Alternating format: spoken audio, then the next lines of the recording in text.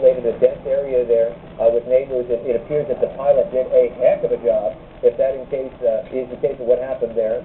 Sounding like there was some engine trouble, apparently from the eyewitnesses and the accounts that we are getting and we're hearing to put the F-18 down. He appeared to be at his very best to keep the damage to a minimum. Unfortunately, there was one house that was hit. The pilot ejected there, was taken to the hospital. We are not certain the extent of the injuries right now, but this crash here is at Cather and Huggins in University City. One home completely destroyed as we watched the remnants of that F-18 burning. We saw neighbors, and that appeared to be a neighbor there.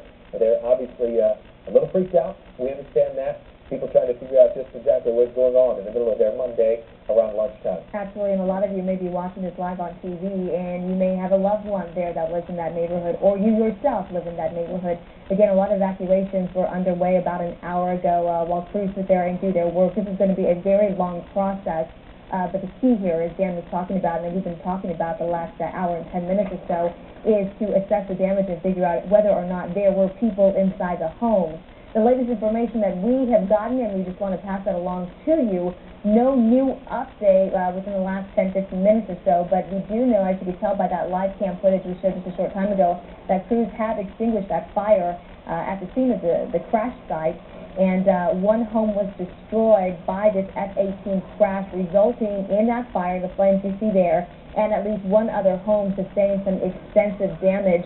Again, the pilot did manage to eject safely and was able to parachute to the ground.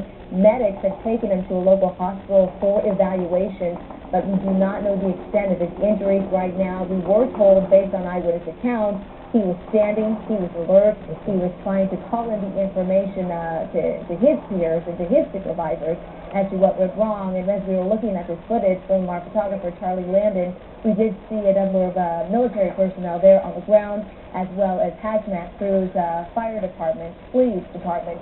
It really is a team effort as people work together to try to assess the situation and see exactly the scope of the damage.